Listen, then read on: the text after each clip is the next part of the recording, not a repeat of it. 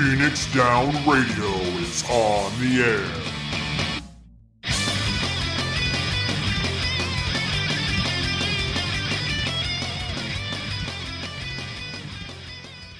Welcome everybody to Phoenix Down Radio, episode number 113.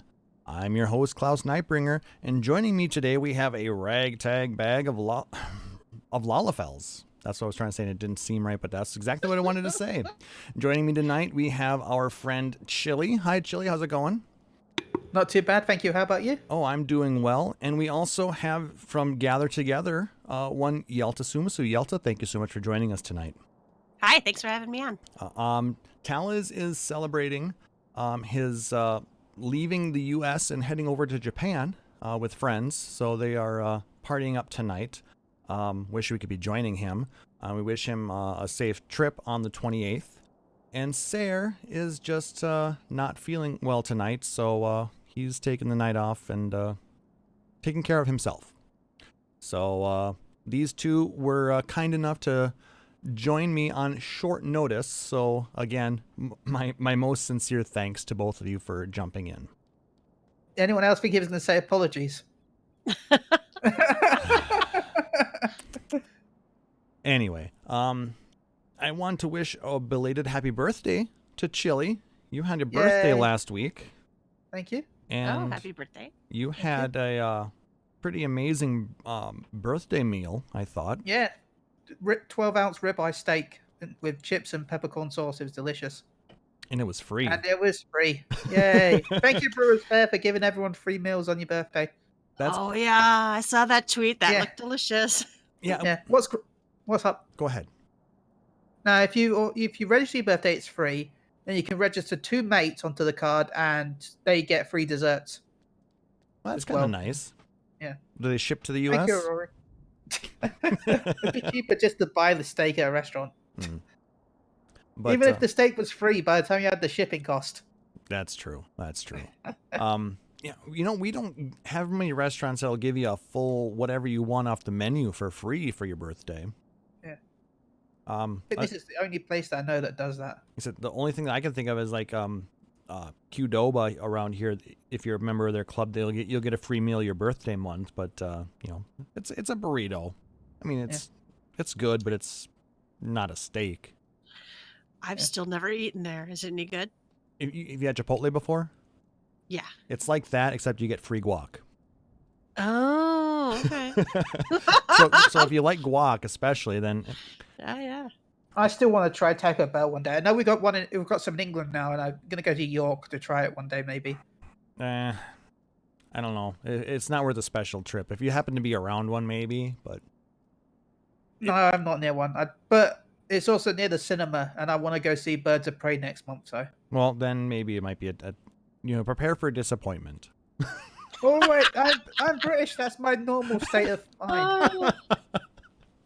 Well, you're not wrong, but like I said, I would be more up for a Baconator personally. But we don't even have those here. So you don't have Wendy's there? No. Why do you think I was so excited last time I was in America to finally have one? Oh, I thought maybe just a similar deal where you had to go to like London or something. No, we've got what do you call it? Those chipolata I can't say that. Chipotle. We've got no, just like Taco Bell, right? I think there's more now in England. Yeah, now that's franchised. But first, when they first opened up, they open up 2 stores, right? Mm-hmm. They were both in London, and they were both like a street away from each other. That's great planning. I wonder what those were thinking. It must have been like. Same with the Taco Bell. They opened up in, I think it was like Essex, and there was only 3 opened, and all of 3 were in Essex. I'm like, England's a big place. Put one in Scarborough. Well, it's bigger than yeah. But still, it's like, what the heck, people? Come on, spread the love a little bit. But we do have a Hooters. There is one in Nottingham. Where Robin Hood is from. There's a Hooters. Oh, wow. Lovely. I've not been to there yet, though. I'm too cheap to travel that. Oh, I have been tempted. Because you want to try the chicken wings, right? Yeah. I haven't been since I was 18, so All right. that was too many years ago. All right. A little bit more show news. And we're announcing it for the first time right here, right now. Phoenix Down Radio will be hosting another Minnesota get-together, and we have invited Miss Yelta from Gather Together to join me, and we will be going to a place where we'll be channeling our inner warriors and doing some axe throwing out at Victoria Burrow. Now, this is going to be happening on Saturday, March 7th. Haven't figured out the time quite yet, but we're announcing it now so we can try and see who's interested so we can make the reservations and get a lane or two for axe throwing reserved. If we reserve it ahead of time, we'll be able to do it for $20 per person. And that's going to be for an hour of axe throwing. And if axe throwing isn't your thing, there's also going to be plenty of food and drink. There's mini golf, video games, and hopefully plenty of socializing with other Final Fantasy fans. So if you're interested, you can contact us, podcast@phoenixradio.com. You can hit me up on Twitter at PHXDN_KLAUSS or on the show account at PHXDN Radio. And let me know so I have an idea of who would be interested in going. Now, I've never done axe throwing personally, but I think it's going to be an amazing time. I have done axe throwing before, and it is a hoot. it's pretty funny. I've seen it done quite a bit, and it looks like a lot of fun. You know, just you take your little hatchet and it's just and just seeing it hit the wood on the wall just looks satisfying. Mm-hmm. Yeah, Rory in the chat saying, "An axe in my hands, look out!" Yeah, and it's going to be a lot nicer because there's actually going to be parking there. If you joined us for Up Down, that was a nightmare.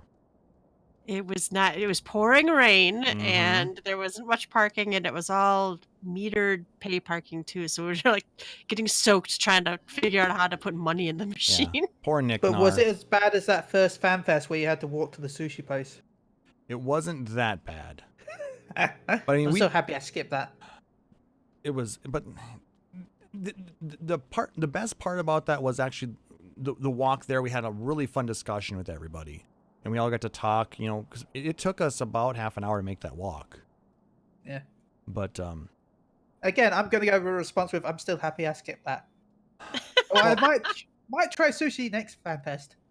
Because I've never tried sushi. We'll have to see what's coming of that. You know, depending on where we're going to be at, you know, it's going to definitely tell us whether or not, you know, where we're going to go for that. I'm hoping for LA because I was looking at the prices and they're cheap.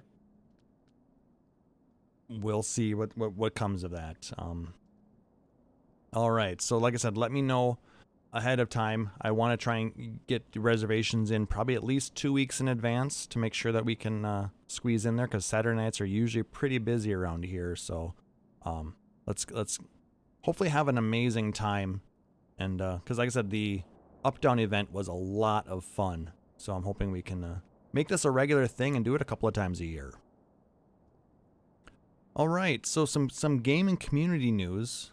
For those of you who played the Mobius Final Fantasy game either on mobile or on Steam, you may have seen that the service will be ending on June 30th. So they're no longer going to be supporting that game actively after that. When I read through the article they're talking about, they're saying that they're going to continue to provide updates and in-game events up to that point and finish the story that they're working on, the Warrior of Despair. But the service will be ending at the end of June. And they really haven't said if there's going to be like a single-player offline version available maybe, but I'm not sure if it ran its course, if it just no longer is profitable, or what the deal is. It's no longer profitable. It was one of the lowest profits they had for a Fantasy mobile title, if I'm rightly. But I will say it was probably one of the most fun games that I ever played when I was playing it. So yeah, if you want a chance to play it, then you're going to have to do it now. Yeah. But I will say it was also it was one of those games where you could easily spend a lot of money to try and get the different cards and effects for it. Yeah. So, I guess it wasn't making the money though. yeah. Well, I mean, they've definitely got other games that have been more profitable, but if you enjoyed that game, try and get your last hurrahs in before it ends on the 30th. If you're in Japan, I think it already ends this month. So Okay. Interesting. yeah, that's why it's taking a little bit longer for it to end for global, because they want to make sure that the event that's already out in Japan is released here, so we don't miss it. Gotcha. Yeah, because it's usually about 3 months behind. Some other Final Fantasy news. The Final Fantasy VII Remake has been delayed until April 10th. I saw this initially on Twitter, but they posted a note from the director Yoshinori Kitase. It says, "We know that so many of you are looking forward to the release of Final Fantasy VII Remake and have been waiting patiently to experience what we have been working on. In order to ensure we deliver a game that is in line with our vision and the quality that our fans who have been waiting deserve, we've decided to move the release date to April 10th, 2020. We're making this tough decision in order to give ourselves a few weeks to apply final polish to the game and to deliver you with the best possible experience. I, on behalf of the whole team, want to apologize to everyone, as I know this means waiting for the game just a little bit longer. Thank you for your patience and continued support." Now, 5 weeks isn't that bad. But on the flip side, where's that demo?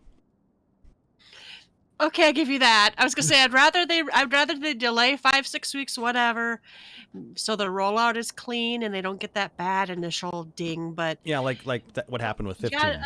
yeah, but a demo would be welcome. I mean, yeah, and I mean, people are usually more understanding, I guess, maybe if the demo has still got a couple of bugs in it. We reported on the placeholder for the demo back in December.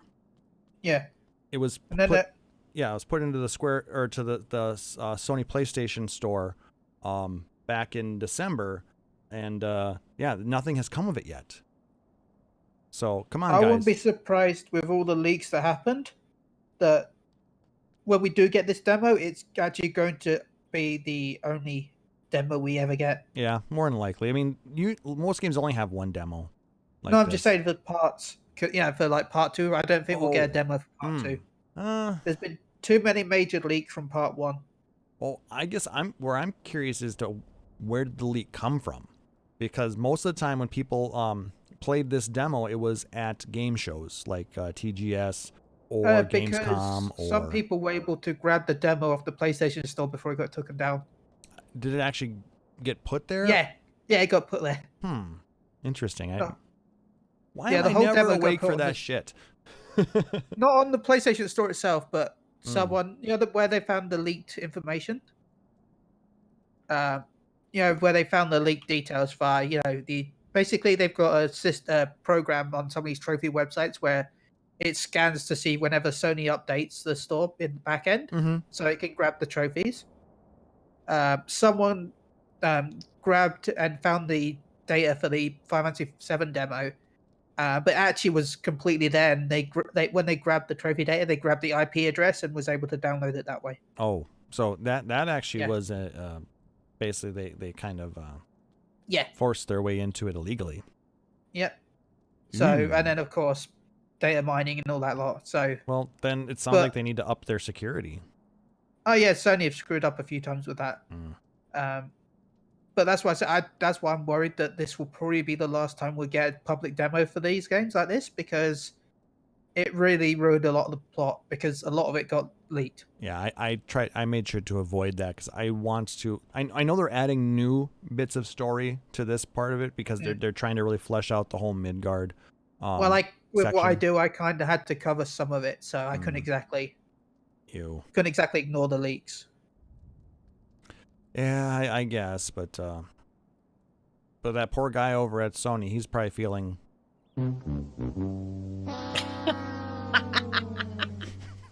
Gotta try to fit him in somewhere.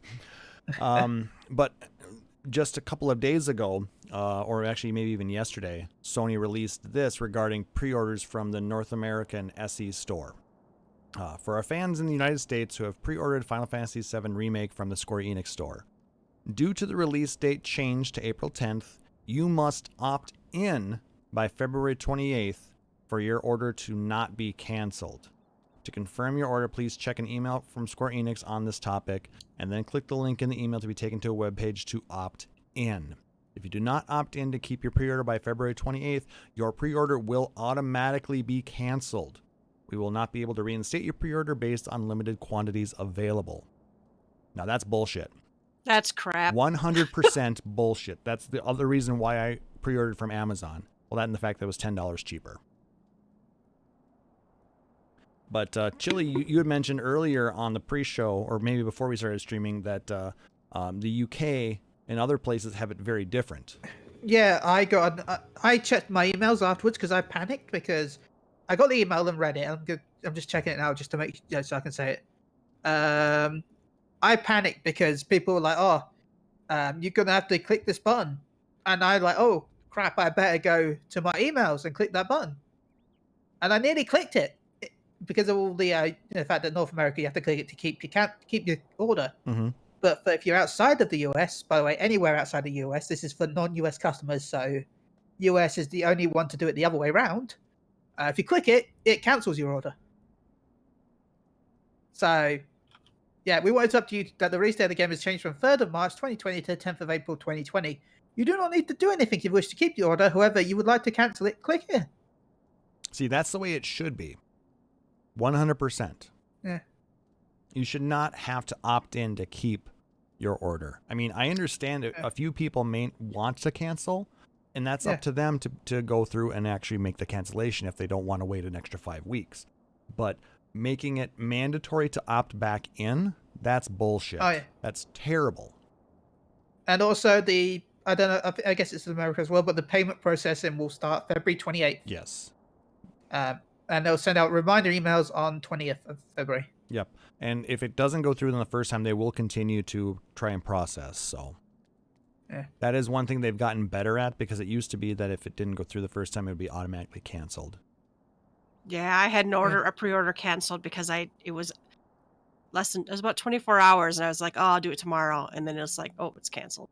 I'm like, oh, okay. Yeah, that's part of the reason why I don't do much shopping through the SE store anymore. It's just been too much of a headache, and the shipping is terrible. I say that I'm no an issue, but Shadowbringers, I did have a problem because I bought the collector's edition of that, and I've got a gate at the back of my flat, and I have to tell people, people have to contact me when they're arriving or something like that for me to open it, and they supposedly left a card outside saying that I missed the parcel, but because it's outside in the wind, the card just blew away. Oh no. So luckily I'd got an email saying you missed the parcel, this is the code, so I walked into town and got it. But if it wasn't for that, I'd probably never got it. Yeah, that's... because they just stuck it to like the side of the Or, I mean, fence. you may have contacted them after a couple of days being like, hey, this said this was delivered, what's going on here? Or yeah, I would have, but, it's... I will say that most delivery places have gotten a lot better, now that we have technology to help us track orders and, where they're at and all that. So yeah, especially as I said, I've got a gate at the front that's locked by a password and a gate at the front that's always locked by key. It's nice having being able to track them so I can just head out before they arrive. Yeah. So Chille's that's one benefit of working at home. Chille is... Yeah, I do, actually. I will... Anytime I get a parcel and it's like, you'll be delivered at this time, I'm just sat there with the phone app going, yes, turn left. Yes. Left again. Soon, you're mine. Damn it, Chille. Wow. Yeah, we're here. I'm like, yes, I know. I've been watching you. Yes. I saw what you did last delivery. That was sloppy. Sorry. Come on. Sloppy. You got me here. I'm... Yeah. Sloppy. Sloppy.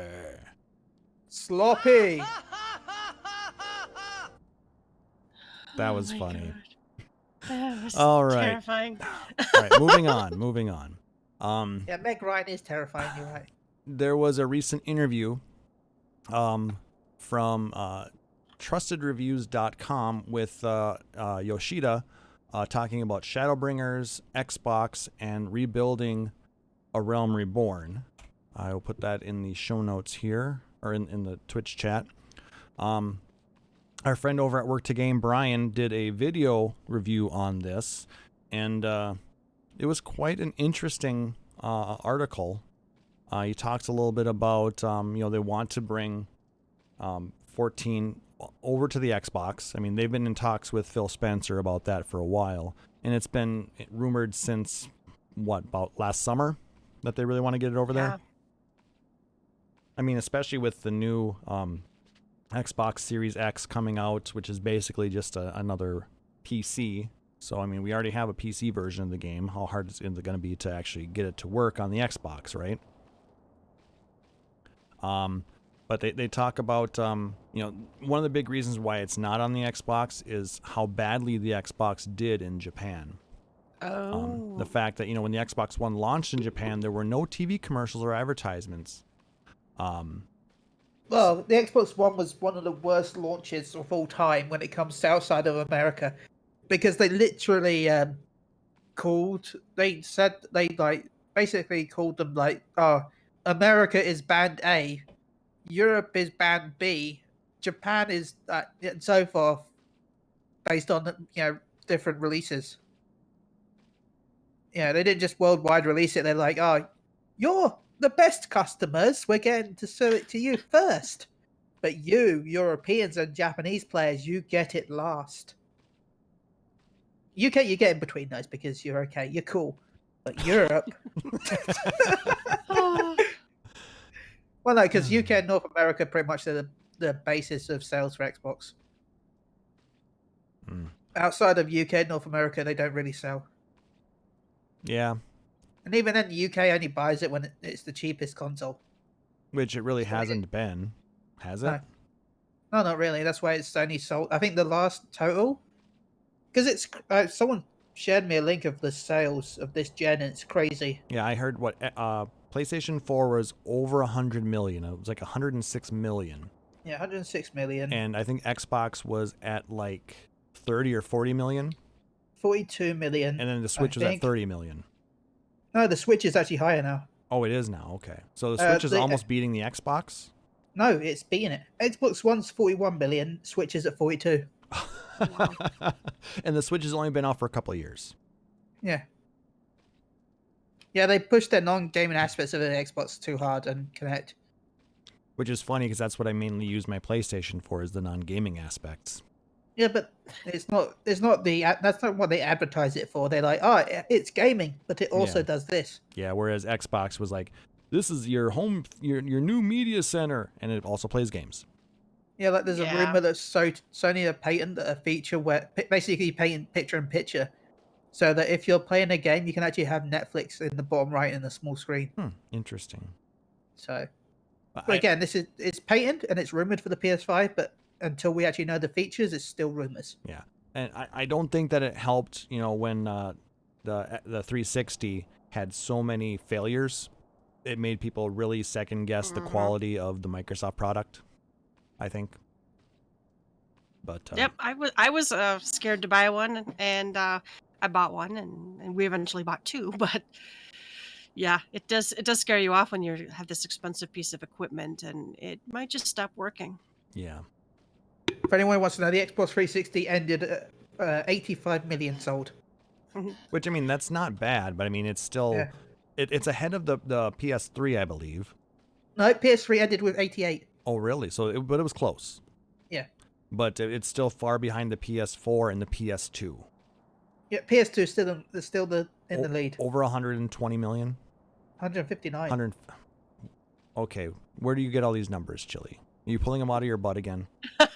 I'm looking at this picture from IGN. Oh, IGN's actually a good source for that stuff, so...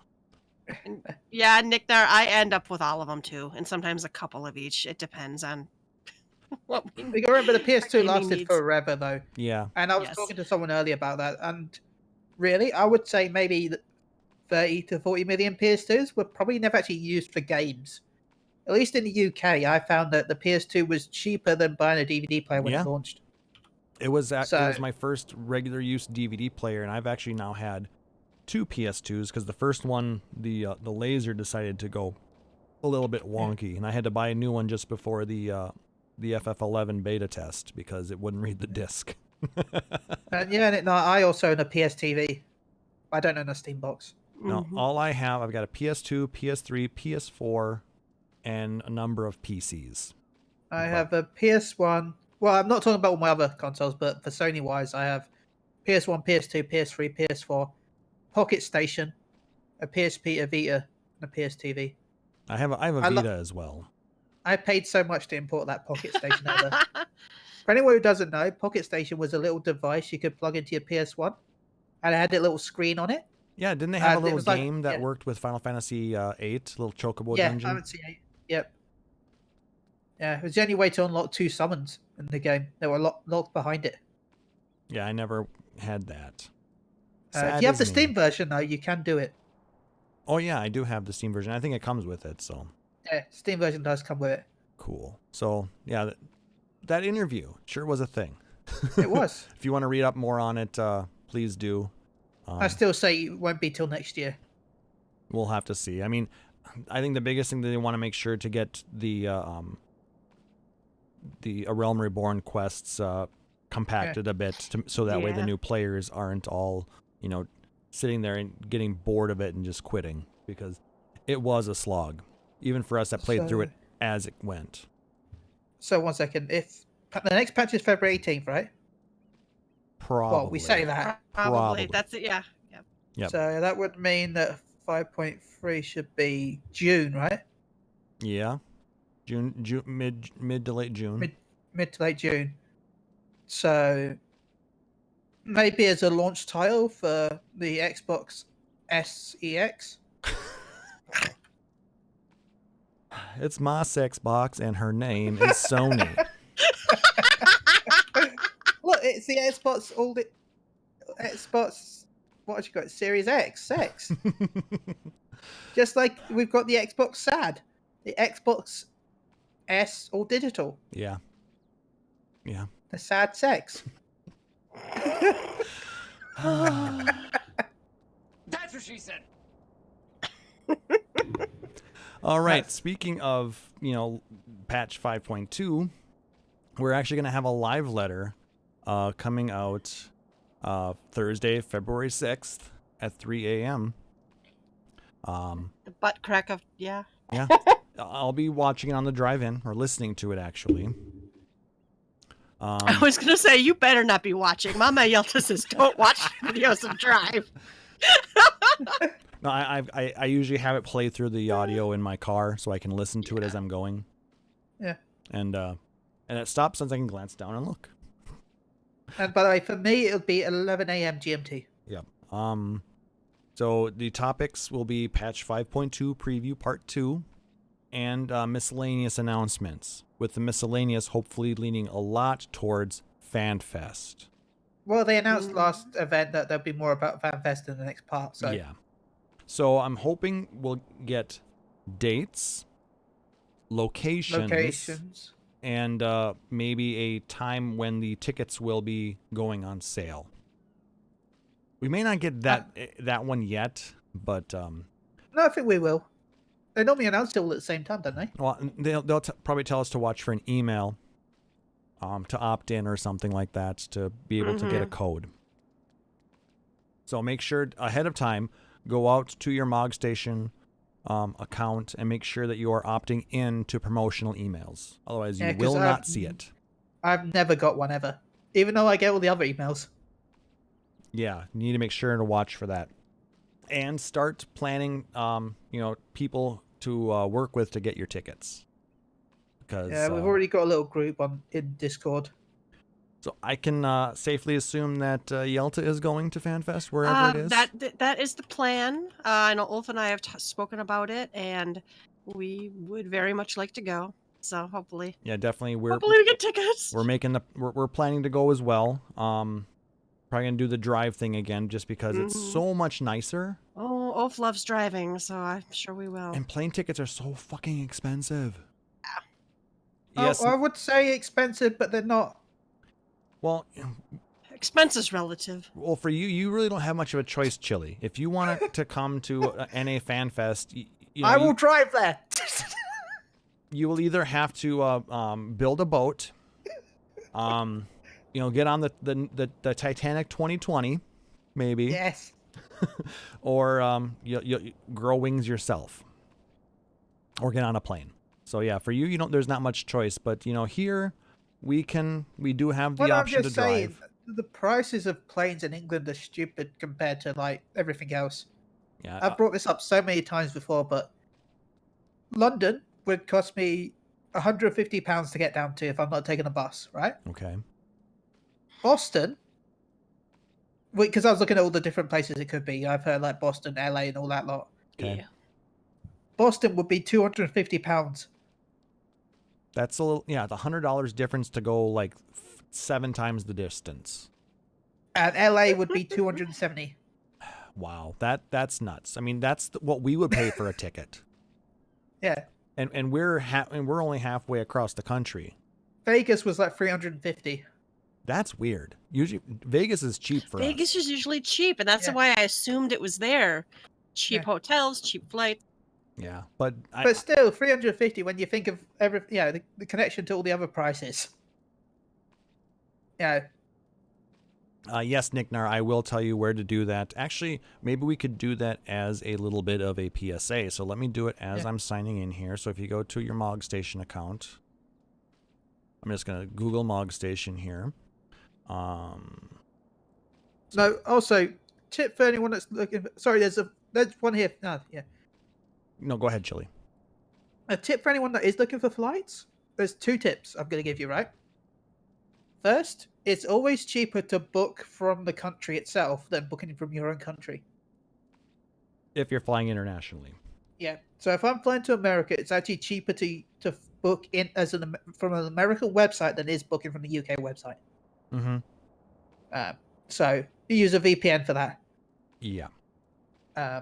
Also, if you keep Googling and searching for prices, it'll actually increase the cost of the flights. That is correct. So once you have found the flight you want to go to and you've found a decent price, start using incognito mode, because then you'll get the prices without the inflation. Yes. Yeah, it's the same for all those hotel booking ones too. Once Yeah. they start seeing someone's interested in it, they start jacking the price up. Yep. So use incognito Little mode, tip, use a Mama. VPN, something like that to mask your identity enough. I'm not going to say which VPN because I'm not going to promote any, because it's up to you to choose which one you want. Exactly. Unless they want to come and give me a code, in which case I or will support promote you on us, or- Moogle-Go-Round radio. Yeah. Come at me, Tunnel Bear. Okay, I'm not finding it right now. I'll do some research to find it for you, Nick Nar, and we'll post about it. We'll maybe tweet about it after the show sometime. So watch for that. We'll help you guys get signed up for that, so you make sure to get it. But yeah, so there's that. Now, I heard you and Ruby talking about this on Gather Together. You were still thinking Vegas at the time, but they basically announced that it's not going to be there because it's not big enough. Yeah. Yep. Now, with that knowledge in mind now, Yelta, where do you think it will be? And also, where would you like to see it at? Besides Minneapolis, of course. At the convention center. 'Cause that'd be amazing. Minneapolis No, convention. because it's too expensive to fly there. Yeah. Well, and we're a pretty major airport up here, but it's apparently expensive to drive or to fly up here, is what I have heard. Yeah, it's Yeah. stupid. Yeah. It would be $1,000 for me to fly there. Ouch. Ouch. That's Yeah. well. We'll book you. Maybe we can book the Wow. flight on this end and make it cheaper. Yeah. Isn't But that I'm what they just had to saying do the to fact get you to Vegas last time? No, I booked it from my end. I found a really cheap flight. Oh, okay. But Well, anyway, I did find a cheaper flight, but then I looked at the small print, and then it's like you can't bring a bag. You gotta pay extra for the bag. yeah, And by the that's time you pay extra for the bag, it was more Mhm. expensive than the other flight. the other reason why I don't want to fly, because bags, and I want to do some cosplay. But anyway, Yelta, where do you think? I don't have any idea. I don't have any idea what venues in different places would be good. I have heard that if they wanted to do it in California, that there's some good venues and that are of reasonable size and reasonable hotel accommodations around. It would be nice if it's somewhere I can drive to relatively easily, and it Mhm. probably will be. And then somewhere that has some restaurants that don't close at 9. That would be nice Yeah, too. definitely. No, because Yeah. that's what we were. But like the first time we were in Vegas, it got to be like 10 o'clock, and we're like, wow, we're all hungry, and everything. We couldn't find any food Yeah, that we wanted. For the city that never sleeps, Uh-huh. what the fuck, Vegas? Did you have that same problem? Yes, we 'Cause did. I, All the little 'cause I was stalls like, closed. this cannot be real. No. Yeah. It's like me, the first year when I wanted Baconator, and I found one Wendy's and they were closed at like 9 p.m. I'm like, why? I'm like, this is Las Vegas. Yeah. We're hungry, and not for love, no money. I mean, we were like, okay, maybe something, Even, higher price will deliver. No, nothing. even the hotel restaurants were closing at 9, 10 Yeah. o'clock. The only things that were staying open were the bars. Yeah. And Yeah, they so- didn't have much for food options most of the time, so Yeah, that would be my except for Jello request. shots. Jello shots. Yeah. Jello shots are a food item. Well, They're Okay. technically food. Technically, I suppose. Oh my But- goodness. yeah, I mean, No, I don't know. I don't know any specific locations, and Oath will drive anywhere, so I'm not really concerned about where it's at for that. yeah, it's just It's just the how amount many of time days it- we have to take off work. Exactly. Yeah, because when we drove Vegas in 2016, we took turns and we went straight through, starting at I think what was it, midnight on Wednesday, and we drove through, and we hit Vegas at about 5 a.m. on Thursday. Hmm. We did not go straight through. We stopped a few times, but we also missed a lot of stuff. Like Ruby was like, "Where are you? Everybody's here," and it's like, Oh yeah, 'cause we had that pre-meet up with the She Heals I Tank guys, and Yeah. Ruby was there, and yeah. Yeah, you did some. Yeah. And- I flew for 16 hours and took 2 different stops. And boy, were Yeah, his but- arms tired. And for some reason, my flights went past Vegas and then back again. I went to Detroit and LA and then to Vegas. Wow. The last I'm- time or 2016? Last time. Okay. Well, I mean, sometimes you guys get the better deals if you have certain connections you take like that. Yeah. But the direct No, flights it wasn't Detroit. Sorry, no, it's Philadelphia. Hmm. Philadelphia. Oh. Philadelphia, LA. Did you wave to Aurori?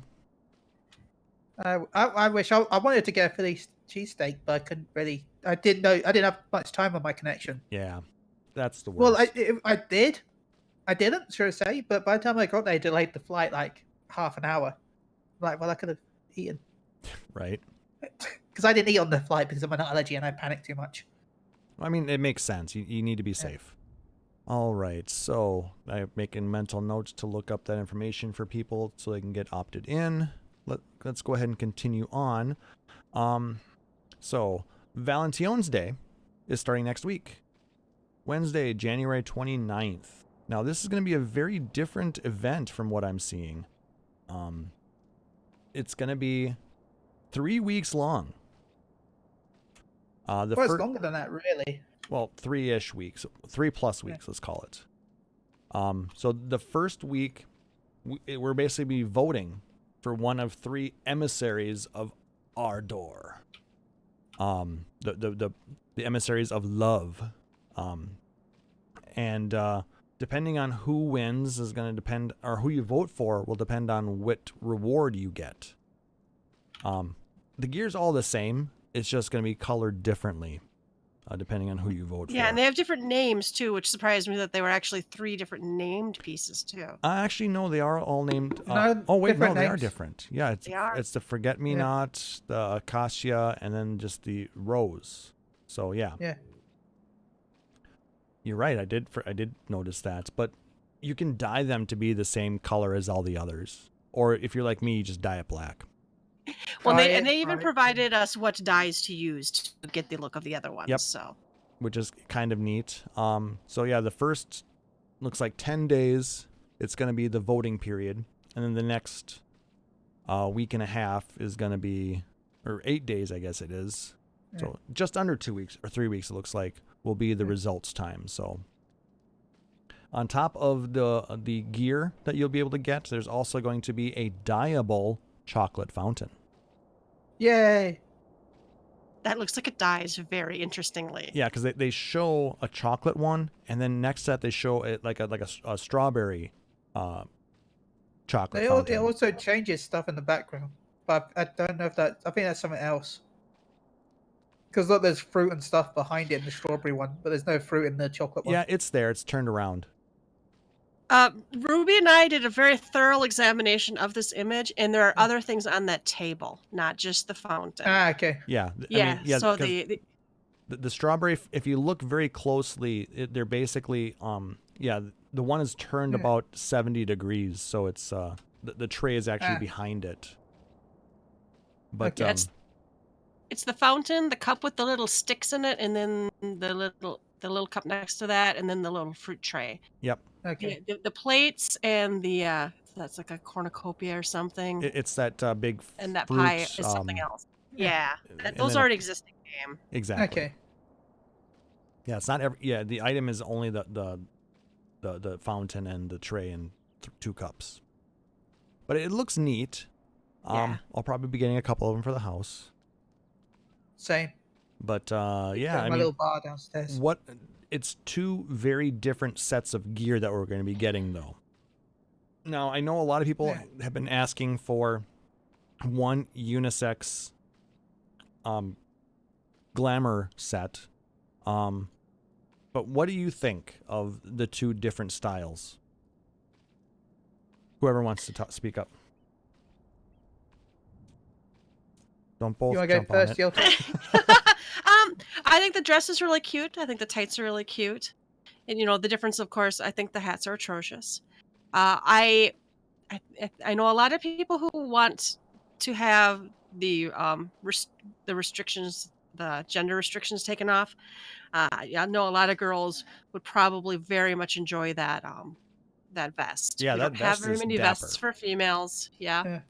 And guys can wear dresses and tights too. I don't care. But Yeah, I I told think my wife that I'm not getting another anniversary of our wedding until I can wear the dress. I don't really have. I think it's cute, and I think it dies in a very interesting way. But I think people forget that it's not like they're purposely, putting setting a flag to gender locked and then rolling it out. They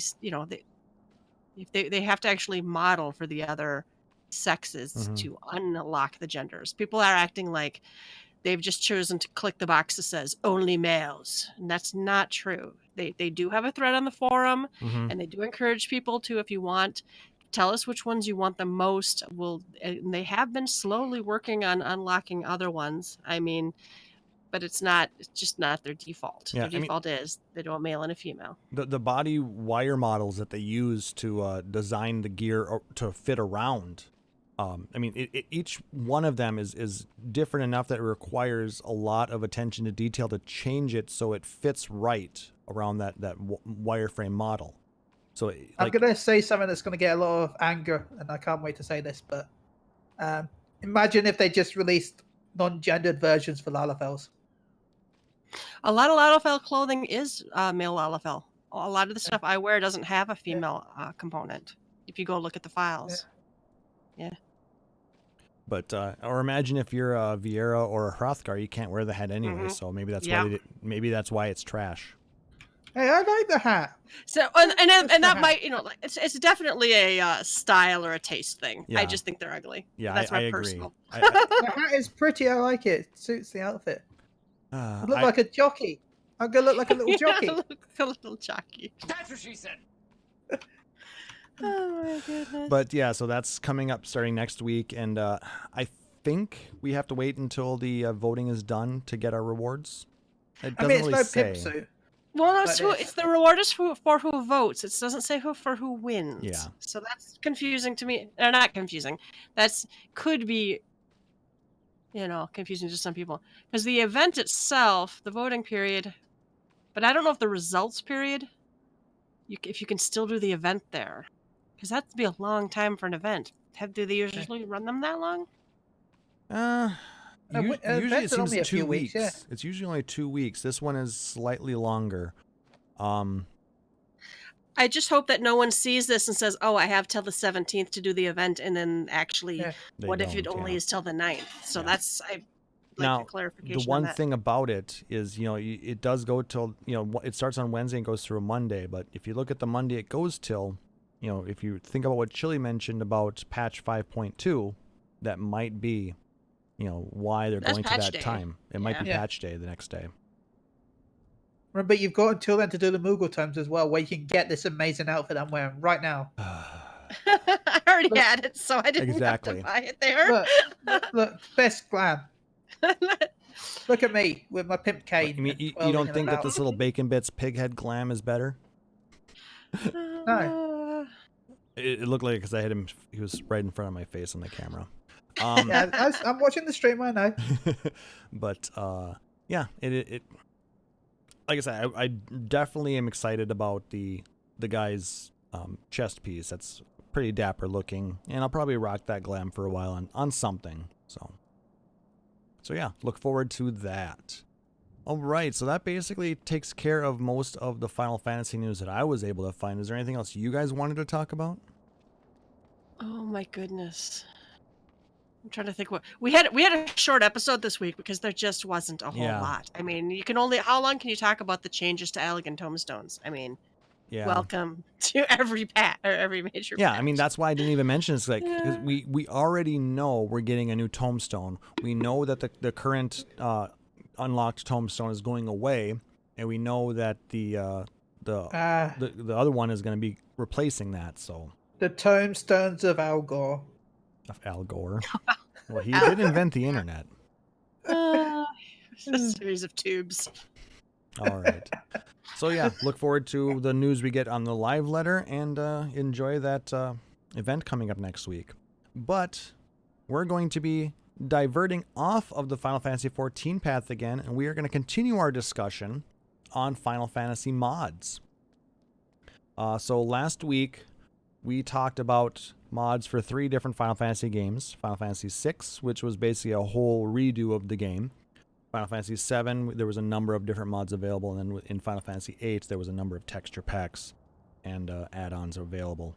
So let's jump right into Final Fantasy IX. There is a number of mods available for that game. Some of the biggest ones are available for the Steam release of Final Fantasy IX, and most of them involve HD backgrounds. Let's link that out to everybody. Oops, I might help if I actually click copy paste instead of just clicking on the link. That's what happens when you do it live, folks. So basically what this mod does for Final Fantasy IX... No, I'm assuming both of you guys have played Final Fantasy IX? Yeah, I think that was one of the very few I actually finished. That's the best Final Fantasy game. Actually, it is... I think it is my favorite as well. It's actually, it's how I got back into PlayStation. I actually pre-ordered a PS2, and because that came out at the same time, because the fact that the PS2 could play PlayStation games, it was perfect for me. So don't worry, Chille, we'll get to that in a minute. Okay, actually, no. Being you redeemed the Tomestones, we need to shout out to Gather Together, our friend Yelta here, and Rubicon Vale out at gtffxiv.com. Are you happy now? Yeah, I'm happy now. That was worth my 1,000 times. I need to up the price on that just for you. I only have 340 left, so. Oh, all right. So if you guys remember Final Fantasy IX out on the PlayStation, it was a very, very cute game. Totally different style from what Final Fantasy VIII was. Kind of went to more of the fantasy look, kind of stylized characters, but very well done. The backgrounds were, at the time, were good. But when they brought the game over to Steam, even when they tried to increase some of the character models, the backgrounds were still really crap. Just put it that way. They were kind of crappy. Don't mince words. They were crap. So basically what this mod does, that they talk about, it replaces those more pixelated backgrounds, and it gives it a more higher res version, so it doesn't break the immersion of the storyline. Everything looks like it flows better together, and it just makes the whole experience look a lot nicer. And it's something that the thing I love about these mods is the community who support them and work with each other to get these to work. It's so nice to see, people wanting to improve the quality of these games that they love so much. Either you guys worked with any of these mods before, or done any modding on different PC release games? Nah, I've never modded a Final Fantasy game, I don't think. Exactly.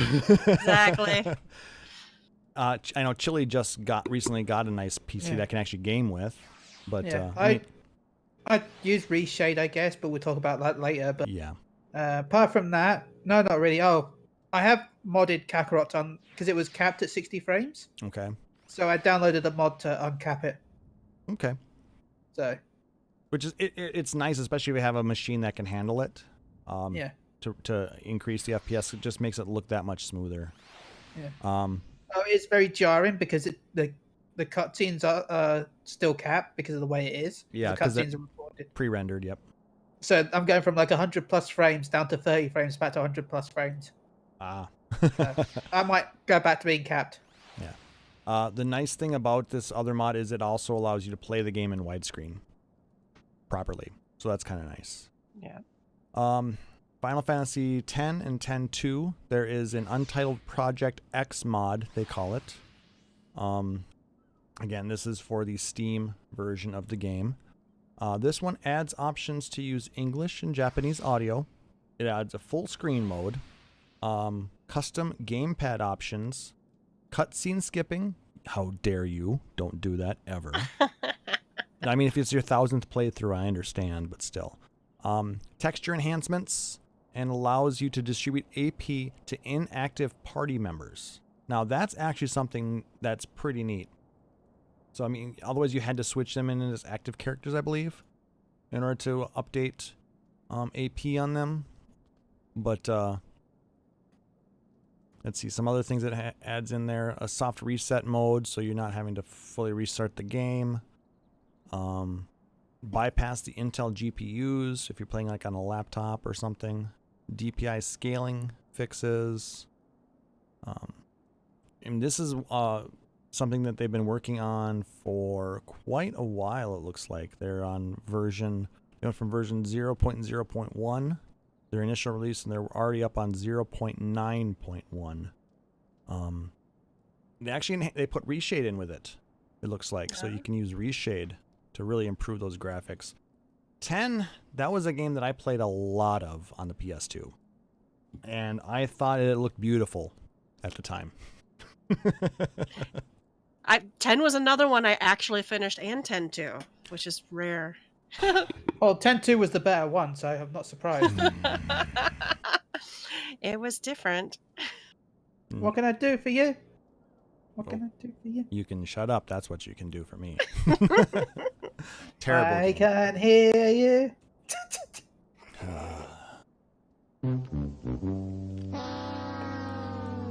But no, these mods actually work with both games because it's, like I said, for the Steam version, which is both games in one package.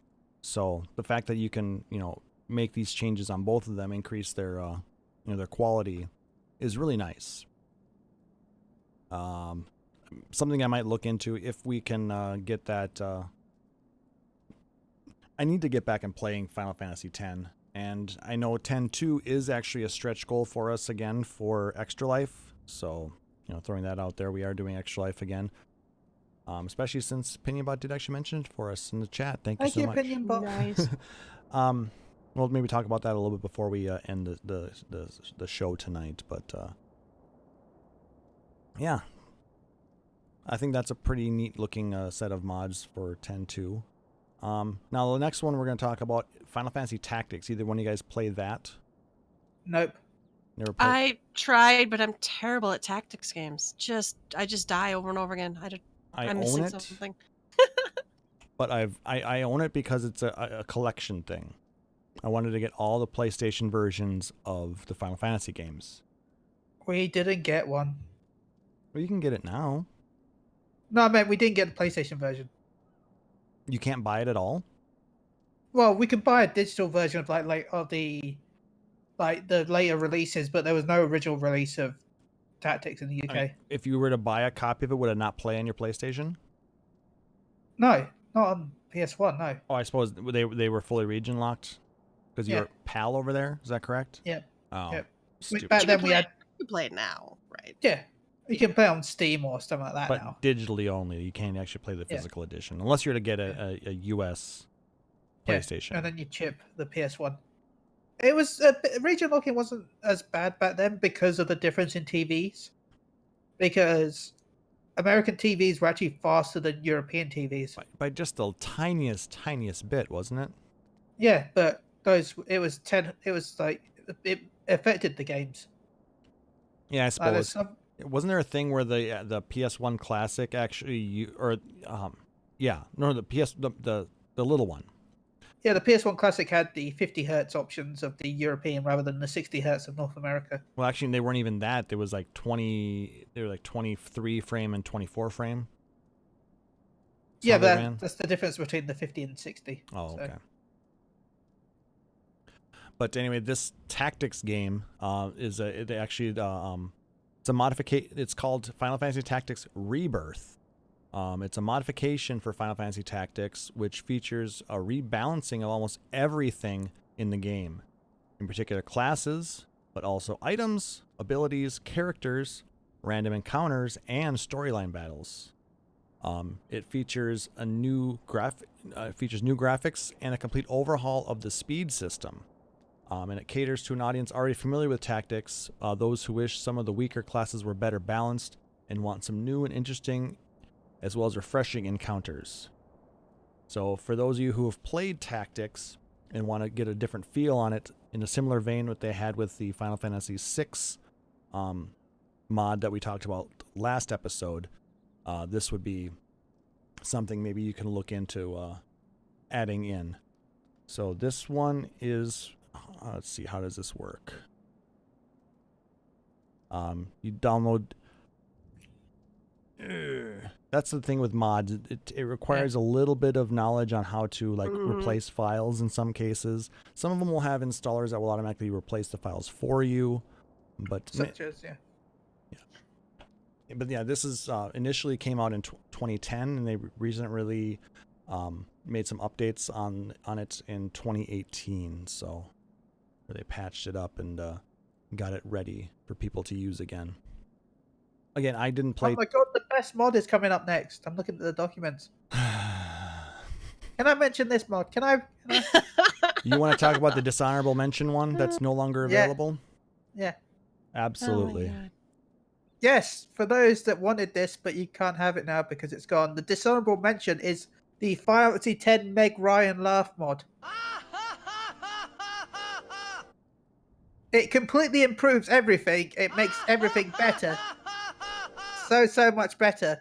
This mod replaces all sound files, all audio, and everything noise related in Final Fantasy X with Meg Ryan's grating, terrible fake laughter. Unbelievably, the laughter is worse in Japanese, which he doesn't have a sound clip for. Prank your friends, ruin their lives, and look at Meg Ryan laughing.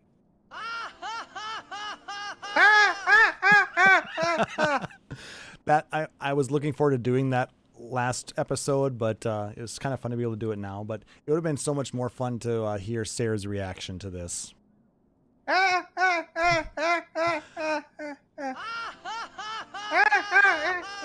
right, are you guys sick of that yet? Have you guys all tuned out yet? No, we got more people. Great. Yay! It brings people in. It's like a siren song.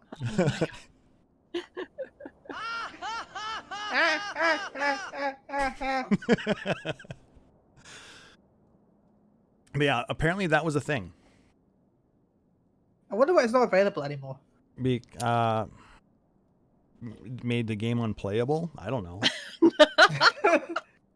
I mean, come on, there's worse mods that surely. I mean, can you imagine listening to all of the battle music being just... Oh my god. Yeah, but to be fair, it would also make all the Seymour's lines much better. but it'd be like, I'd be like,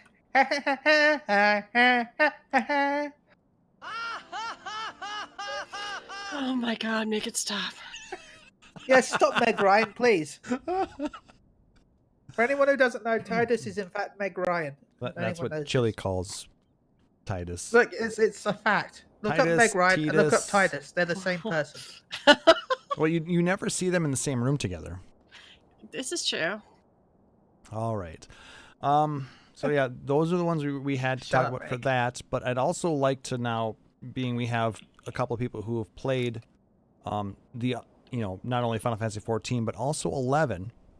I want to talk about some of the mods for the online games. So let's talk about the first mod that I ever used on a Final Fantasy, or for Final Fantasy 11, Windower. Yeah. Windower was one of those highly needed mods. Never used it. It made the game completely unplayable, or without it was pretty much completely unplayable for some people. Like Windows would lose focus from the screen, just crash the game. Yeah, So it absolutely that was would. it. So I mean, if you were trying to use a voice chat or something like that to work with your link shell as you're running through Dynamis, you basically, if you were to switch to a different window, try and alt tab out, yeah, you'll crash the game, and then good luck trying to get back in sometimes. Mm-hmm. But Windower gave the ability to play the game within a windowed mode. Also added a bunch of other nice quality of life add-ins like spell timers. That was so nice, seeing the little timer on your spell blocks. I never used any of the additional stuff. I tried Windower, but my PC could apparently handle alt tabbing anyway, so I don't know how. Yeah, I could alt tab on my. No, mine. PC. But not everybody could. Mine would act funny. It would crash it, not all the time. The only time only time I couldn't really lower it down was if I'm downloading something on the Play Online. If I actually minimize Play Online, it'd stop the download. That sucked. Yeah. But So, yeah. I'll go on the Internet Explorers and look at the Googles, because we didn't really have YouTube at the time. I'll go on the forums and read stuff. We didn't have Google FFXIAH. then either. We had forums back then. No, we didn't have Google. Oh yeah, It didn't true. exist I thought Google was in its infancy then. Oh, I never used it back then. I think I was on Ask Jeeves when I first. Yeah, Ask Jeeves. I was on Ask Yahoo, Jeeves. but I think you. Oh yeah, I think forgot Google about was out. Yahoo's. Yeah. But yeah, it would. But a lot of the things that Windower brought were eventually added into the game, which is really nice. But it was funny because I do remember hearing the horror stories of people who were caught using Windower. Some of them were banned. Oh yeah. Mhm. Because it would tie into that hook.dll file in order to Yeah, and they pull it could in. tell. And yeah, I mean, theoretically, when you're connecting into running system files like that in a game, especially on an online game, it's potentially troublesome. Like the wide scan bots, which would tell you where stuff were on your map. Oh yeah. I mean, why wouldn't you just use your Beastmaster for that, right? That's Yeah. right. Because you have to go back to your house and switch jobs. Well, you sub it. if you're NM hunting, you put it as your sub, and then you can at least get a half version of it. Apparently, the Windower is still out there. Version 4 is the current version, and it allows multiple additional features like minimap overlay, better distance marking, timers as well, new icons, and things like that. So it's still out there, in use by a lot of people, but do be careful when you. I'm just going to preface this by saying, be careful anytime you use a mod in an online game, because technically it is against terms of service. Anytime you're tying into a file that is used by the game to run, could be construed as misappropriation of it. Well, not just that, but it could also be even if it does something nothing like that doesn't really do anything. If it's accessing the files that something that does do stuff, it can like lead a false flag. Yep, and it also Which- it's not much different than actually changing the files, because that's what a lot of bots and hackers will do. Is they will modify the files in a way to benefit them for like teleporting, for changing stats, for improving their chances at treasure. That's why using modifying files in an online game is highly frowned upon. So use these at your own risk. We do not here at Phoenix Down Radio endorse the use of mods for online role-playing games. With that being said, there are also texture packs available for Final Fantasy XI. This game has been out for a very long time, and the graphics are a bit dated. So these texture packs actually will update and clean up the skins and textures of monsters, furniture, NPCs, summons, and there's actually a long list that I found available. There's some location areas as well, if I'm rightly. Yeah, it just cleans it up a little bit, makes them look a little bit more modern. But you haven't seen FFVIIH.com in a while, Yelta, huh? Look, I never really used that site, if I'm honest. Oh, you didn't? I used it quite frequently to try and check prices. I mainly used to use stuff like for chatting, and really my main thing was killing Ifrit. I would use Zam a lot. Zam was my go-to for looking stuff up, yeah, and for just like that daily front page, see everybody's posts. I used to watch that a lot. And then, Quetzalcoatl, we had our own website. I don't remember what You it was were on called. Quetzalcoatl? Mm-hmm. I was there after we merged with you. I was done before the merges, so I wasn't a Shura boy. Yeah, I think that's where my character is now. I'm not really sure. Yeah, my character. But yeah, it's the most popular server now. Yeah. I'm currently on Behemoth, I believe. Okay. But yeah, I was on Midgard-Stormer for a very, very long time, and then the server merges happened while I was on a break. And yeah. So for me, it was killing Ifrit unless there was a patch. Then I'd go to BG forums to read all the data mined information. yeah, because we didn't get information like we do nowadays. We had to rely there was no on those like sites. patch notes that told you what was in the actual patch. It was just like, there's a patch live. Yeah, there was no live letter. There was nothing. We got nothing from. There was just like you downloaded files. You don't know what those files were or what they do or what was in them. Yeah, the only time you really knew about something like that was like when if a new expansion was coming out, they would announce that in advance. Yeah. But yeah, whenever there was a patch or something like that, yeah, we didn't really get much notification. It was just, oh god, now it's taking me 3 hours to download this because it's got to go through. It's 10 megs. Oh my god, I've got to set aside an hour. The way that Play Online worked, yeah, it was terrible. I mean, though it was better. It was better than the original 14 patcher. I think I actually was Alpha dial-up by the time I got 11. I think I was on not cable but DSL. I don't even think we had DSL then. We were I beta tested it on dial-up, but we had switched over to high speed. I still Final Fantasy 11 technically, even with the 7 remake come out, is probably the most expensive game I've ever bought. Yeah. Because I imported it over from America because we're going to wait a year in the UK for release. Because we never got announcement of release date. It was just like, oh, it came out in UK eventually. So I was excited for it so much that I paid to import it from America. But of course, online stores really weren't a major thing back then. So I went to a local store to pre-order it. And he charged me £200 to import the American version of 11 on PC. Damn. Which at the time would have converted to $400 because it was £1 to $2. That's nuts. That guy made a killing. Oh, he did, yeah. Should have just gone to eBay. That was around then. Yeah. But yeah, nowhere. Well, I didn't have a card back then, so. That would make a difference. And I couldn't help you at that point. I didn't know you. So 14. 14 also has a lot of mods available. You guys ever used any? Don't answer that. I don't want to get anybody in trouble. I've never used a Final Fantasy 14 mod. I don't have any interest in it. Okay. I mean, there's one mod that's not against the terms of service, technically, that we'll be talking about, but some of these other ones, like I said, anything that replaces files is technically against the terms of service. Yep.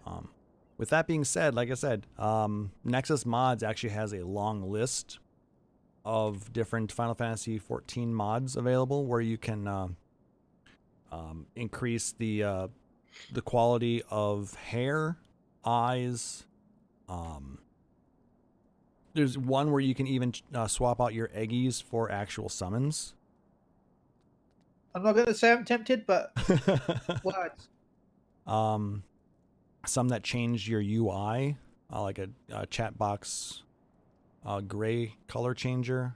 You can change the skins on like Celine. I want a mod where I can move the chat box. You can move the chat box. No, you can't. Yeah, you can move the chat box. You can split it into multiple boxes. Mm-hmm. I've got 2 chat I've never boxes. found a way to... Oh my god, you can. There we go. Yay. You just gotta grab it. Just grab it. You can grab the other tabs, like the battle tab. You can grab it and drag it somewhere else on your screen. Yep, I have it split into 2. Because it's always there's a little bit of a gap between the screen and the chat box. Yep, you can adjust it a little bit. You can't do it. You can't do it in the UI adjuster, but you can just on the normal screen. Yeah. Yeah, there's a lot of different ones. There is, of course, everybody's favorite. There's the nude mods. Yay! Those are definitely problematic, guys. Be very careful with those, especially if you're going to post, pictures on social media. There have been people banned. If you're going to post any sort of visual mod, like either the nude mod or different outfits or sexy outfits, remember to make sure that none of your character names or accounts are linked to your fantasy on your Twitter or social media you're posting on. Yep. And make sure no names are on the pictures as well. Make sure you use it G-Post so you get rid of all the names. And then send it to me at mg_Chille. Oh my god. Like I said, all of these are against terms of service, especially if they change the files. So, I mean, it's one step away from botting, realistically, or as far as how that works. The file changing and things like that. They believe if you're changing files, like I said, you could be changing it for your benefit in the game. Oh, yeah. So that's why it's against terms of service. Some other ones that are used in Final Fantasy XIV that aren't necessarily just for Final Fantasy XIV. Probably one of the biggest well-known ones is going to be ACT, or Advanced Combat Tracker, also known as the Parser. Oh no, not the parser. Dun dun dun. That's where we always just say count numbers really fast. Yep. Or you bring out your DPS fairy. Yeah. My DPS fairy is telling me all these beautiful numbers. So basically, or not so beautiful numbers, is it maybe? Depending on what you're running, exactly. There's a number of modules that you can actually add within ACT. It's basically a framework that you can use and add multiple things to it. The biggest use for it, of course, is to track damage, healing, crit percents, things. Fight DPS, yeah. Fight information. So you can see how well you or your party are performing in a particular instance.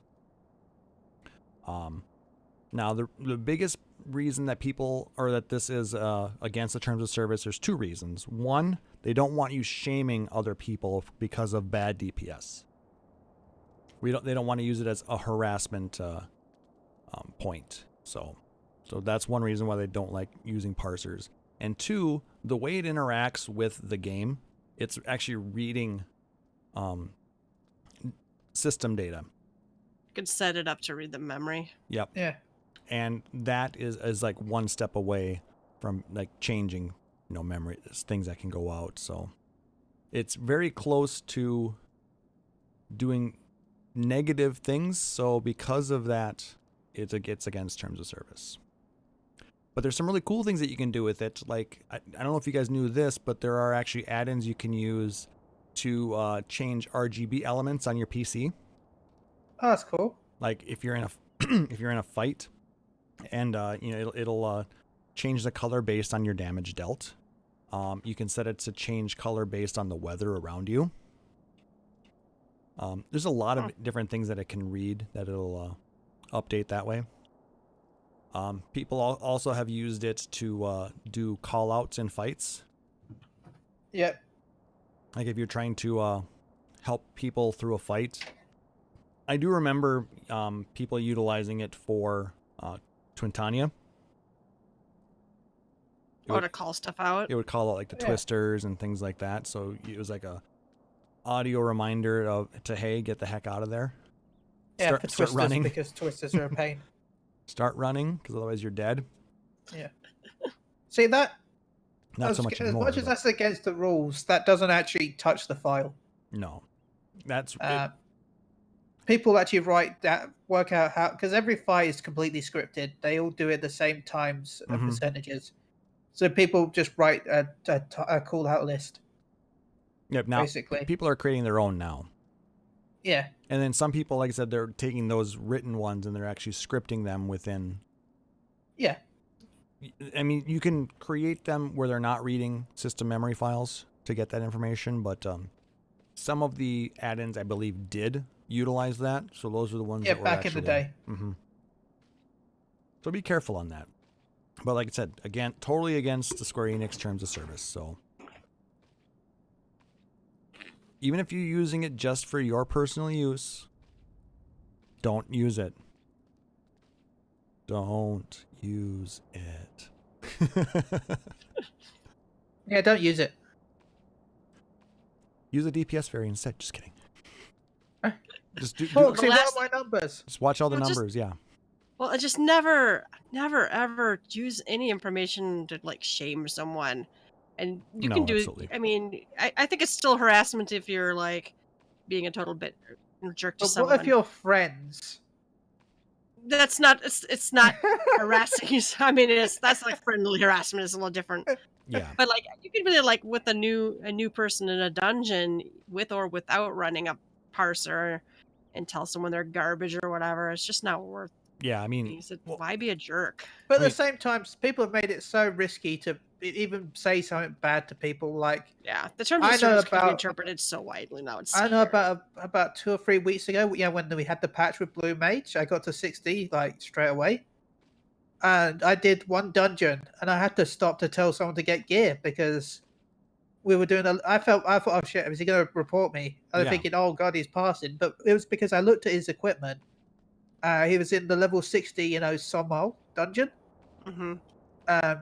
And he was in full 40, like 50 gear. He was in full poetic still. Yeah, I've healed tanks that I had to stop after they died and actually examine them and be like, you don't need a parser to come up with that, but I wasn't a jerk about it either. I just said to you, please mind upgrading your gear once you leave this dungeon. Yeah, I mean, talking about the new terms of service that, we've had a discussion on this in previous episodes, but I mean, there have been times when I've, said to a tank, hey, can you make sure to use your tank stance, make sure to turn that on. Cause I mean, if I hit an enemy and I start pulling hate away from it, there's an issue there. I mean, it was a problem when tank stances decrease your damage. Yeah, but now there's absolutely zero reason why you shouldn't have it on, especially in a dungeon.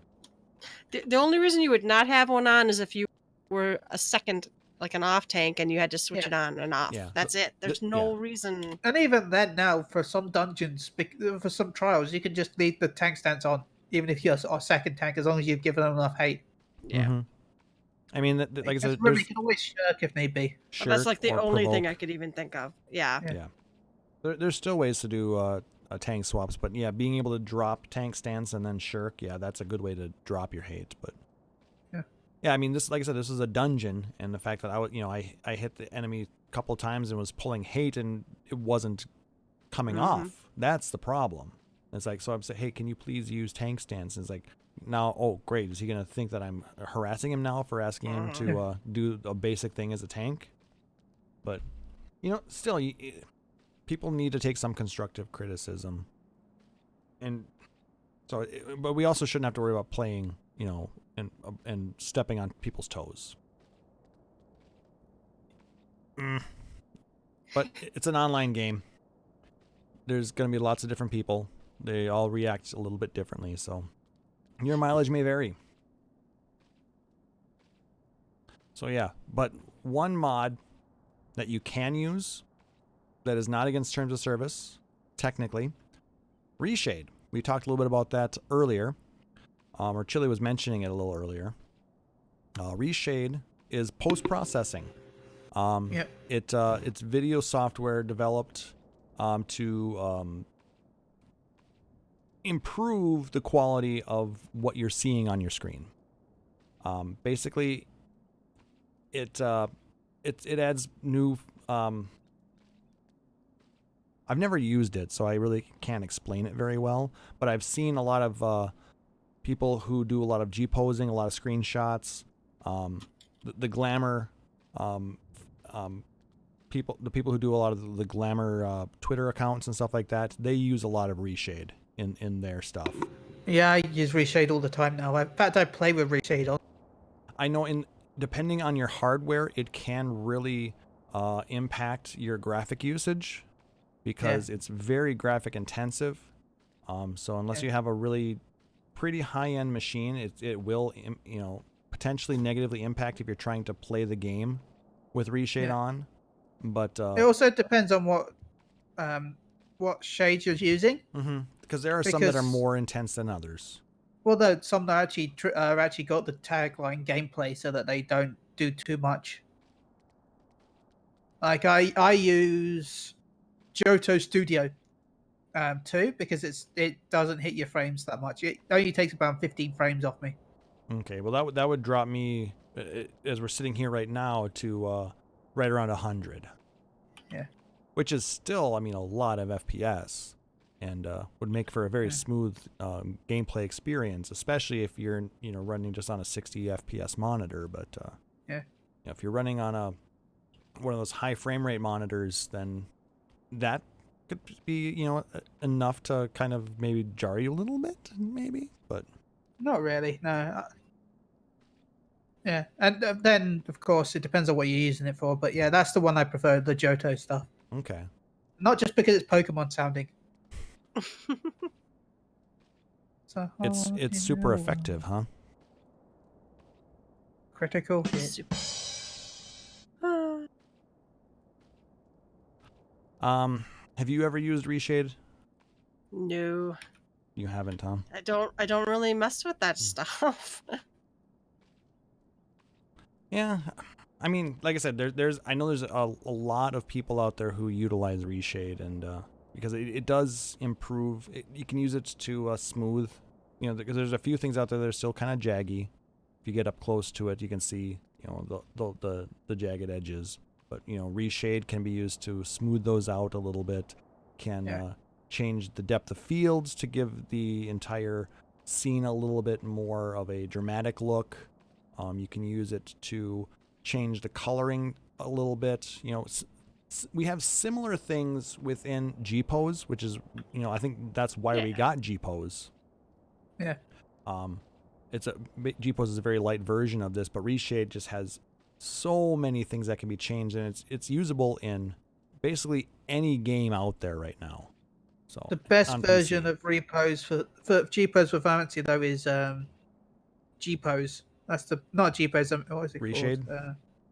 No, not Reshade. No, there's like a different version. It's basically an alternate version of Reshade, just for Final Fantasy. I know Sweet FX is another one that sometimes gets used. I've heard of it, I think. I'll have to look because I've got I moved it somewhere. Those are a few that I was able to find.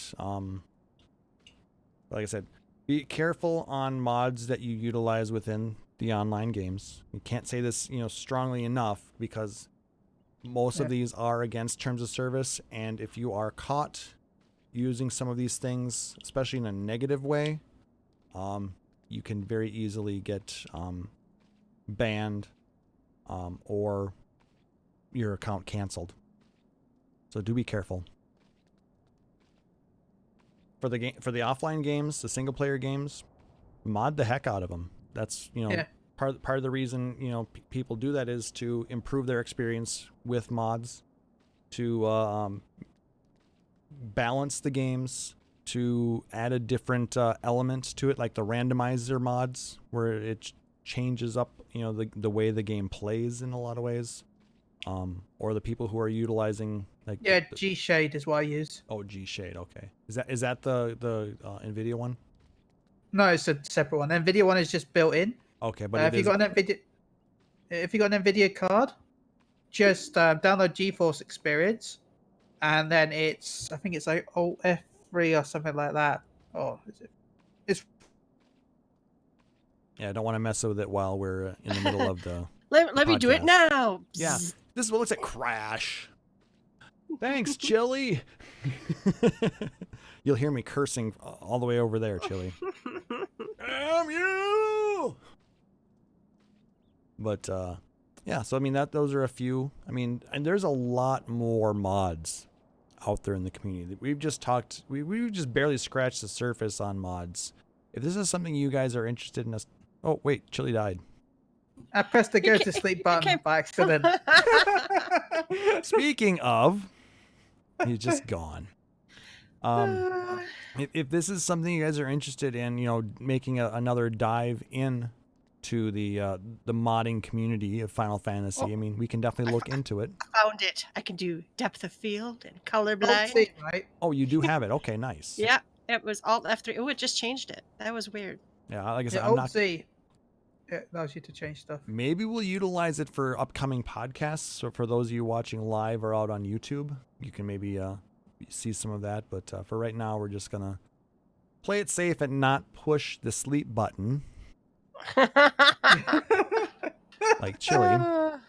Look, if I don't get to sleep in real life, at least my laptop gets to.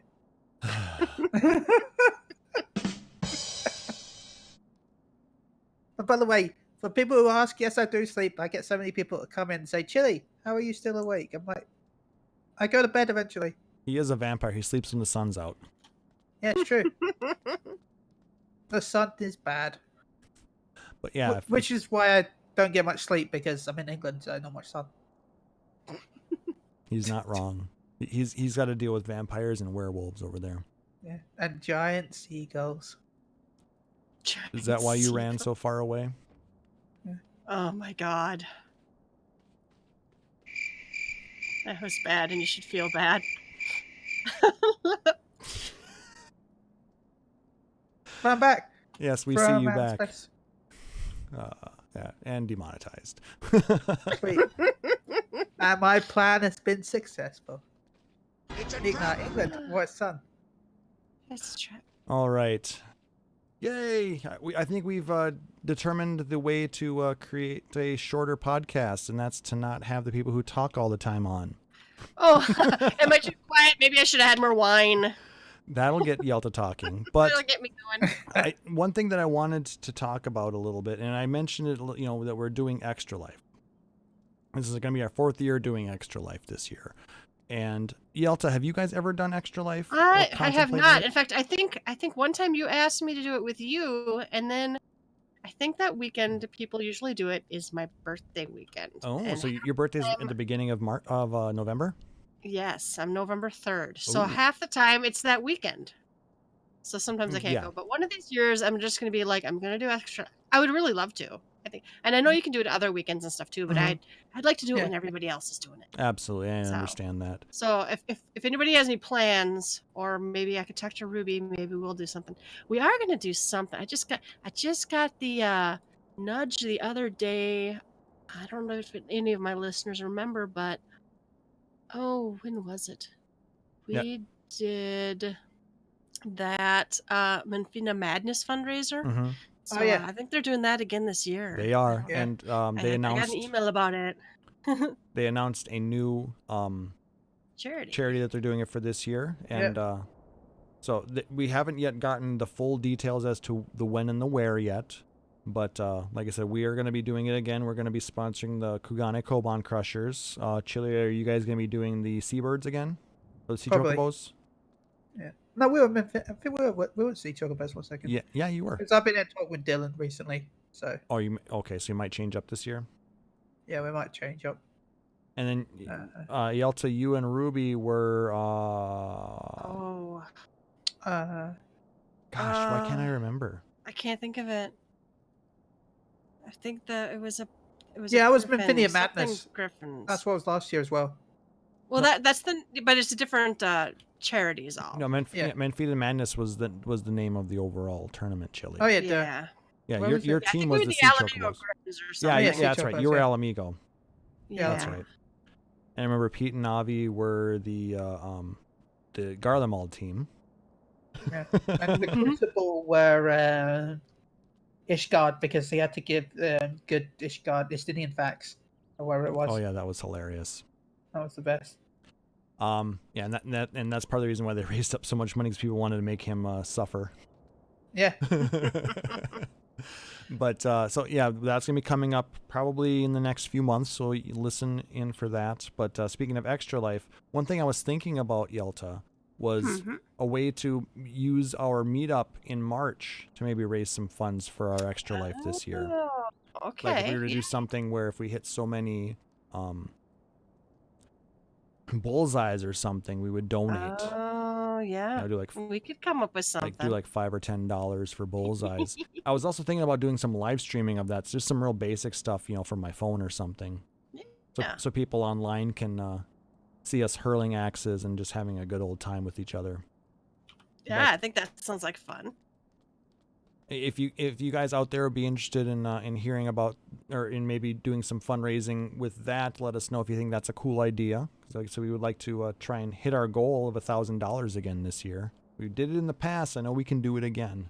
And this year we are supporting the Gillette Children's Specialty Healthcare in St. Paul. So it's we're going back to the local hospital this year. Maybe this year I'll promote the fact that I did one last year. Yay! And maybe try I it paid again. the money and never promoted it. I promoted promoted it houses. more than you did.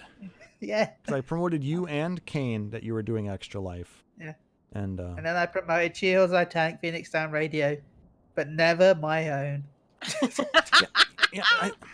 And Mocha Jones as well. I promoted Mocha Jones a lot as well. I want to try and get the Final Fantasy creators back together again, because I remember the first year we did that, we had a whole bunch of us as a group doing it together, and we got some prizes from SE and things like that. But the last couple of years, it really didn't pan out in the same way. So, last year Maelstrom Radio was taking a break, so Shields, I Tank were busy with other things. It was just like. I also remember Maelstrom Radio is now a general podcast from just Final Fantasy. So, surprised they kept the naming though.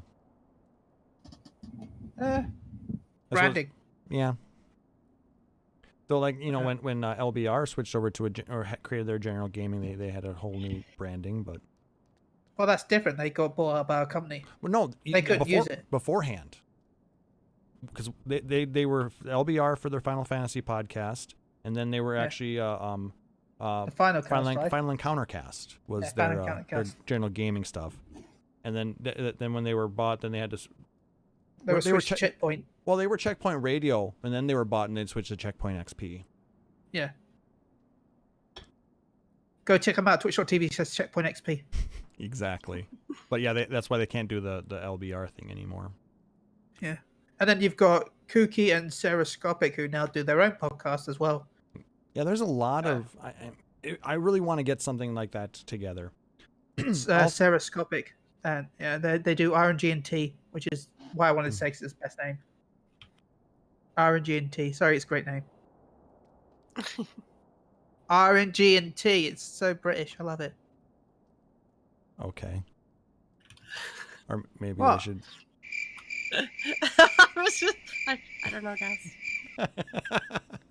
It maybe have to be British. I'm kidding, Chille. I'm kidding. I don't mind. Look, I'm getting to plug all these people before the end of the show, so it's great. That's perfectly fine. We're like I said, we're fully in the content lull right now. We're just kidding. we're before the live letter, so there's not a lot. I need 2 weeks to go. Yeah, we'll be talking about it in 2 weeks, so look forward to that. Anything else that you guys really want to talk about before we wrap this up? I got nothing.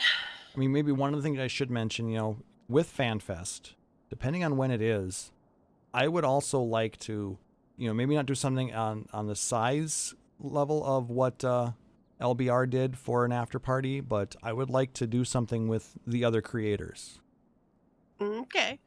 See if somebody is able to get something put together where we can get us, you at Gather Together, get She Heals I Tank, Maelstrom Radio, Etherite Radio, get the other content creators together, do a party. Podcast. Well, of course, Moogle-Go-Round. You know what I'm saying. Get everybody together and just have a big old get together with all of our fans. That'd be cool. Though I don't know how all of that works. Would we actually have to rent out space for something that big, or would we be able to just meet up and just gather there? Well, it depends on what you want to do. I'd say booking somewhere would be best. Especially if you want to go to eat somewhere, you're going to have to book in advance. Because you're not going to be able to turn up with 20-something people. Be like, give us a table! Or more, depending on how many people are. No, we'll get one table. Sit around it. Tiny. We'll just be 3 deep on laps. Exactly. Well, some of us are Lalafell size. I know I can sit on someone's lap.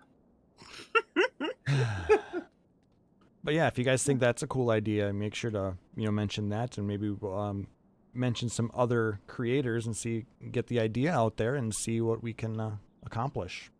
But will Chille sleep in the closet this FanFest? We'll find out next FanFest. The answer is yes.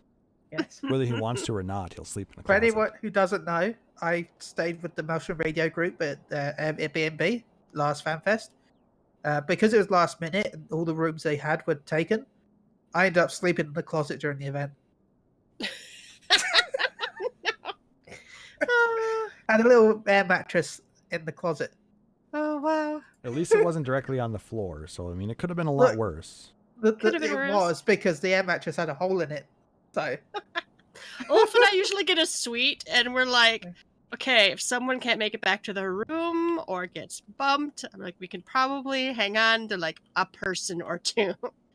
Or throw a room party or something. Yeah, they had a lot of people packed into that Airbnb, though. Yeah, we had about, I think 12 people. Which made it very cheap per person. But $100 each. I mean, you can't beat that. You definitely can't beat that. No. I don't mind. I'm only on the floor for a few hours. It's fine. I mean, hell, like I said, when we went, I think I only slept in my bed one night. Or no, 2 nights, technically. The first night and the last night. I didn't sleep on Friday night. So, yeah, I mean, you're not in the hotel very often. So. All right. Well, I guess if there's nothing else you guys want to talk about, then that's going to do it for this episode. If you liked what you heard, make sure to like, subscribe, or follow us out on Apple Podcasts, Google Podcasts, Spotify, or whatever your preferred podcatcher is. And if possible, leave us a rating or review. If you really dig the show, you can consider subscribing to us here at twitch.tv/PhoenixDownRadio. Or you can become a patron out on patreon.com/PhoenixDownRadio, like our amazing friend Rory Fenrir. Any proceeds we get for that goes towards growing the show. They cover hosting costs and allow us to do some giveaways and some fun stuff. But whatever you do, any type of support, whether it's likes, emails, retweets, follows, All of that is greatly appreciated. We love interacting with you guys. You guys make doing this so much fun. If you want to get in touch with us, you can email us at podcast@phoenixdownradio.com. If you want to check out our backlog of episodes, you can go to our website, phoenixdownradio.com, or you can check out our group out on facebook.com/groups/phoenixdownradio. So, because we have a couple of guests, I want to make sure you guys get your shout-outs in. So, because Chille does it really fast, we'll start with you. Okay, well, I want to take slow on one of them because it's a pretty big one. But for that, I want to shout to Phoenix Down Radio. She has attack Maelstrom Radio. So gather together, check them out right now. Go to GTTTFA. Anyway, I want to shout to Maelstrom Radio because they've got Justin Moore from Rainbow Arcade on this week. Rainbow Arcade is a big Twitch group for the you can never say the LGBTQ plus community. So they'll be doing a discussion this Sunday, tomorrow, on January 26th. It's it's an important show, so I would love people to turn up for that. So go check that out at twitch.tv/Maelstrom Radio. Yeah, they've been raising. They raise money for for LGBTQ plus. They raise money for those normally, but right now, of course, they're raising money for the Australian fires. So please, and there's quite a few streamers that I watch are on it, like Ken,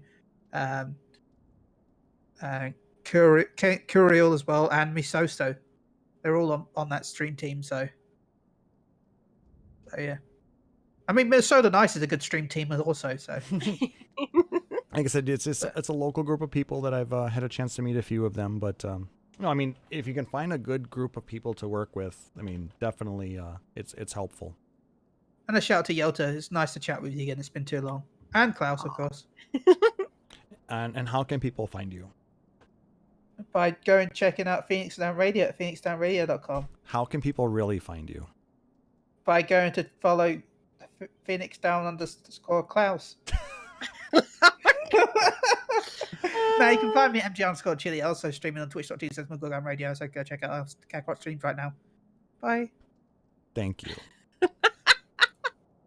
Did anybody understand a word he said? Oh my god, I think I heard I like talking to Yelta, so I'll eat that up. Yes. Yeah, I like that part. That was my favorite part. That was my favorite part. Yelta, do you have any shout-outs? I don't have anything exciting to shout out this week. Happiness sounds. I mean, there's got to be something you want to talk about, like some podcasts that you're a part of. Oh, I suppose I could shout myself out. I don't have anyone else to shout out this week, but if people are interested in listening to a podcast where two people have a couple drinks and then just cover the news and what they did this week, go and check out www.gtffxiv.com, and we're on Twitter at gtffxiv, and there's an email address, but you don't care about that. Go to Twitter. That's where you can find us. Twitter seems to be the easiest thing for the social medias, doesn't it? Yeah. It's pretty simple. I like it. Yeah, it scared me when Square Enix followed me on Twitter recently. You're like, what have I done? Yeah, Square Enix North America followed you. Like, yay. You've either made it big or you're in trouble. Can it be both? I mean, technically, it probably could be both. Yeah, depending on what you made it big for. Maybe you made it big because you're in trouble. But always, how can people get a hold of you, Yelta? Oh, people can find me specifically. Go to Twitter at Yelta Sumasu, YeltaSumasu. All right. Again, thank you both for joining me on short notice. I really do appreciate it. And like I said, otherwise it'd be a very, very boring show tonight with just me rambling on. And I don't think anybody wants that. I mean, because if they wanted that, to just watch a regular Phoenix Down Radio stream midweek and see me just ramble on about stupid stuff. Because, well, that's what I do. So I want to shout you guys both out, Yelta and Chille, again, for being amazing people and filling in this week. Had a great time talking with you, even though, maybe you didn't know a ton about the subject matter for the week, but It's nice to get some opinions of people who maybe aren't as knowledgeable about it, because then we get some new viewpoints on it. So yeah, we'll go with that. If you want to follow me out on Twitter, you can follow me at PHXDN_KLAUSS. Like I said, if you're in the Minnesota area or going to be in Minnesota on March 7th, get a hold of me on Twitter or email podcast@phoenixdownradio.com and let me know if you're interested in joining us for a little bit of axe throwing and maybe some potential fundraising for Extra Life. We'll have to see. So for my co-hosts, Yelta Sumasu, and for Chille, I am Klauss Nightbringer, wishing everybody a wonderful evening. Thank you again for joining us tonight. Take care. Phoenix Down Radio is a production of PhoenixDownRadio.com and Illusion Productions. Final Fantasy XIV and Eorzea are trademarks of Square Enix. In-game content for Phoenix Down Radio is the copyright of Square Enix. Opening music for Phoenix Down Radio is provided by Guilty Gear Rock You. Check out the Metal Chocobo theme cover and many other music videos at youtube.com/GuiltyGearRockYou. Closing music for this episode is provided by Guitar Wanker 90. Please check out their full version of Matoya's Cave and other rock video game covers at youtube.com/GuitarWanker 90. The views and opinions expressed in this episode are those of Phoenix Down Radio and its hosts and do not reflect the views of Square Enix.